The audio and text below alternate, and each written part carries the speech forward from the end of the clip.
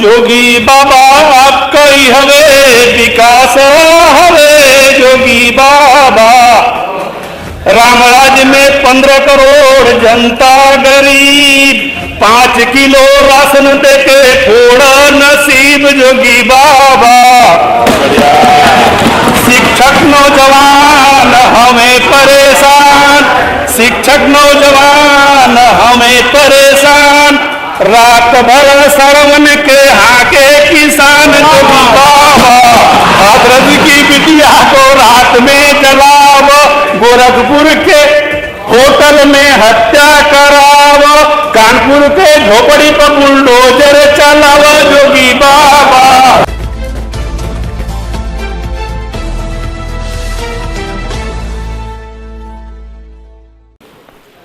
मान्यवर, ये हमारा नैतिक कर्तव्य भी बनता है कि जिन्होंने हमें भेजा है उनकी समस्याओं को मैं यहाँ उद्धृत करूं।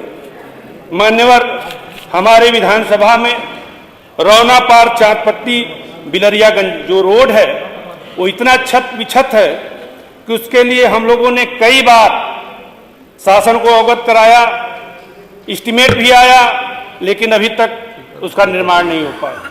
मान्यवर, आजमगढ़ गोरखपुर को जोड़ने वाली 2 लेन जो हाजीपुर और गोला के बीच एक पुल का निर्माण हो रहा था, अभी 3-4 दिन पहले धनाभाव में वहां से सारे सामान ठेकेदार लेकर वापस चले गए। इसलिए मैं चाहता हूं कि धनाभाव में वो पुल जो नहीं बन पा रहा है उसको बनवाने की कृपा की जाए। मान्यवर, अराजी देवारा करखिया और हाजीपुर में 1984 से सारे रिकॉर्ड जो चकबंदी के थे सारे गायब हो गए हैं। वहां पे चकबंदी आज तक नहीं हो पाई। आपके माध्यम से मैं चाहता हूं कि रिकॉर्ड को पुनः खोद करके किसी तरह चकबंदी कराई जाए। मान्यवर, महुला गढ़वर बांध की जो लंबाई करीब 20 किलोमीटर है, अभी अभी बाढ़ आई थी और पूरा बंधा जलमग्न हो गया था। शायद अगर एक दिन भी अगर पानी का लेवल बढ़ता तो करीब करीब पूरी जनता सगड़ी की जलमग्न हो जाती। इसलिए उस बंधे पे जब बाढ़ आती है तो 7-8 जगह जो एक पुल का निर्माण होता है, लोग कहते हैं कि वो डूब क्षेत्र है। मैं उसके लिए PWD में गया, सिंचाई विभाग में गया, वो लोग ये कह के टाल देते हैं कि वो डूब क्षेत्र में है इसलिए वहाँ पुल नहीं बन सकता। मान्यवर, जब नदी में पुल बन सकता है, वहाँ से जो 2 लेन की या 4 लेन की रोड जा रही है उस पर पुल बन सकता है, तो वहाँ पुल क्यों नहीं बन सकता। मान्यवर, महुला गढ़वर बांध की बाढ़ से अगर हमको परमानेंट निदान पाना है तो उसका उच्चीकरण, चौड़ीकरण और नदी के साइड से पिचिंग का कार्य भी आवश्यक है। मान्यवर, अभी हमारे ऊर्जा मंत्री जी सामने बैठे हुए हैं, रहने वाले मैं उन्हीं के जिले का हूं, मऊ का रहने वाला हूं। माननीय विधायक जी बैठे हैं, उनके यहाँ प्रैक्टिस करता हूं बड़ौलगंज में, सगड़ी से विधायक हूं। और आपका जो सबसे मधुर रिश्ता है यानी आपकी ससुराल हमारे सगड़ी में है। आपको मैंने ट्रांसफार्मर के लिए 34 लिस्ट दी थी। मैं आपको धन्यवाद देना चाहूंगा कि आपने वो 34 लिस्ट भेज दी पूर्वांचल विद्युत खंड को यानी वाराणसी में। वो लिस्ट हमारे पास भी आई, लेकिन जब मैं इसको पता करना चाहा कि ये ट्रांसफार्मर क्यों नहीं लग रहे हैं तो वहां से जवाब आता है कि धनाभाव में नहीं लग पा रहे हैं। मान्यवर, मैं एक चीज और बताना चाहता हूं, 35 kVA का जो ट्रांसफार्मर अगर विद्युत विभाग लगाता है तो उसकी बिल आती है 2.25 लाख। अगर वही विधायक निधि से अगर आती है तो उसका एस्टीमेट आता है 6.25 लाख रुपए। ये इतना डिफरेंस क्यों है, मैं ये जानना चाहता हूं। मान्यवर, अभी अभी एक बड़हलगंज में बहुत ही प्रतिष्ठित हॉस्पिटल है जिसमें विद्युत मतलब 40 kVA का कनेक्शन है। उस कनेक्शन को काट दिया गया। कनेक्शन काटने की तिथि थी 5/1/23, लेकिन बिल आया था करीब 1,30,000। 1 महीने का भी बकाया नहीं था, 25/1/23 को, लेकिन उसका कनेक्शन काट दिया गया 18 तारीख को। इतनी अनियमितताएं क्यों है मान्यवर? अब वो अस्पताल और किसी का नहीं, वो स्वयं मेरा है। अगर हमारे साथ ये घटना हो सकती है तो आम पब्लिक क्या कर सकती है? तो मान्यवर, समय बहुत हो चुका।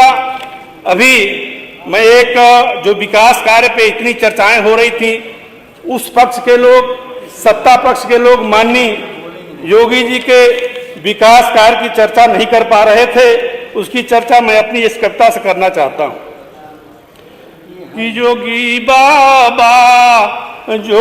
बाबा आपका ही हवे विकास हवे। जोगी बाबा राम राज्य में 15 करोड़ जनता गरीब, 5 किलो राशन देके फोड़ नसीब। जोगी बाबा शिक्षक नौजवान हमें परेशान, शिक्षक नौजवान हमें परेशान, रात भर सड़वन के हाके किसान। जोगी बाबा जो कोरोना पे बात हो रही है, लाखन गरीबवन के कोरोना लिहल लील, लासन से पट गईली गंगा कई मील। जोगी बाबा अब आइए कानून व्यवस्था पे। हाथरस की बिटिया को हाथरस की बिटिया को रात में जलाव, गोरखपुर के होटल में हत्या कराव, कानपुर के झोपड़ी पर बुलडोजर चलाव। जोगी बाबा कोई हवे विकास हवे। जोगी बाबा मैम थोड़ा सा इसलिए पहली बार बोल रहा हूँ, 4 सदन में पहली बार बोल रहा हूँ, तो थोड़ा सा हमें बढ़ा दीजिएगा। नहीं, बस आप आधे मिनट में कर लीजिए खत्म, 7 मिनट होने वाले हैं। मैम इस बजट के बोलते हो पेज नंबर 1 पे अभी मैं एक बात कहना चाहूंगा कि अगर झूठ भी बोलना है तो इतने कॉन्फिडेंस से बोलो कि शर्म भी शर्मा जाए, सबके भी शर्मा जाए। इसमें सारे देखिए पेज नंबर 4 पे और पेज नंबर 17, पेज नंबर 4 और 17। माननीय सदस्य, आपके 7 मिनट हो गए, जल्दी कर लीजिए। आप अपने क्षेत्र का बता दीजिए, कोई प्रॉब्लम्स? क्षेत्र का बता दिया मैं, बस ठीक है, तो आप जल्दी समराइज कर दीजिए। गन्ना उत्पादक, मैम थोड़ा सा एक डॉक्टर होते के नाते, और आप भी एक डॉक्टर हैं, आप गायनेकोलॉजिस्ट हैं, मैं सर्जन, तो थोड़ा सा सर्जरी हमें करने दीजिए। आप आधा 1 मिनट बोल लीजिए फटाफट।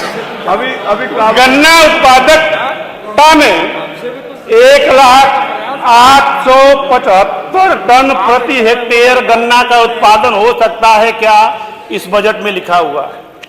पेज नंबर 17 पे आइए, इसमें लिखा हुआ प्रदेश के विभिन्न 62 जनपदों में 21 नवीन राजकीय नलकूपों का निर्माण परियोजना नाबार्ड घोषित आगामी 2 वर्षों की परियोजना के समस्त कार्यों को पूर्ण करते हुए 1.05 हेक्टेयर सिंचित क्षमता के सृजन का लक्ष्य है, जिससे लगभग 1,03,000 कृषक परिवार लाभान्वित। तो ये बताइए 1.05 हेक्टेयर में 1,03,000 कृषक लाभान्वित हो सकते हैं? इसलिए मैं इसको झूठ का पुलिंदा मान रहा हूँ। दूसरी चीज मेडिकल पे आ जाते हैं। नहीं, आगे बजट 8 मिनट हो गए, आप बस आधे मिनट में कर लीजिए सर। बस आधा मिनट। पहले बजट सत्र में कुछ भाइयों ने हमें ज्ञान दिया था उज्ज्वला योजना पे। उज्ज्वला योजना पे बोला गया था कि इससे फेफड़े की टीबी में कमी आई है। तो भाई डॉक्टर होने के नाते मैं ये कह सकता हूं कि धुएं से फेफड़े के टीबी का रिस्क बढ़ सकता है, लेकिन टीबी नहीं हो सकती। टीबी माइकोबैक्टीरियम ट्यूबरकुलोसिस से होती है। दूसरा उदाहरण था कि स्वच्छता मिशन के तहत जो शौचालय बनाए गए हैं, पोलियो उन्मूलन में उससे सहायता मिली है।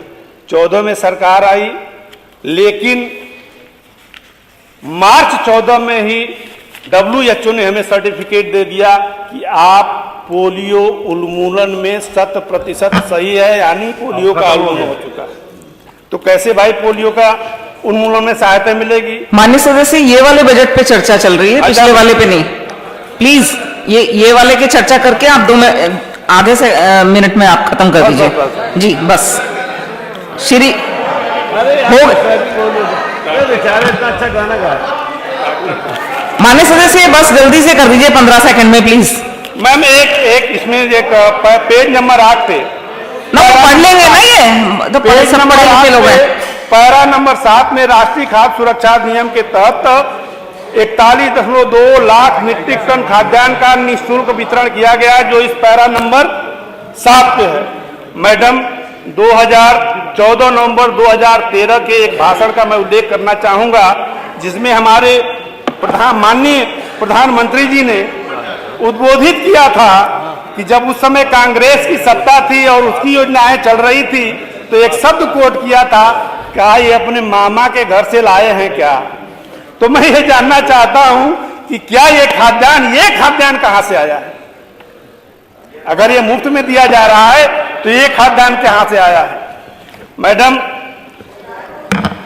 पेज नंबर, माननीय सदस्य अब आप प्लीज इसको फिनिश कर दीजिए, 10 मिनट हो गए, बहुत सारा समय हो गया। श्री रमेश सिंह जी, पेज नंबर, बस last Ramesh Singh ji, page number 13 पे पारा नंबर 5 पे लिखा हुआ है पूरे उत्तर प्रदेश की CSC और PSC पे 15।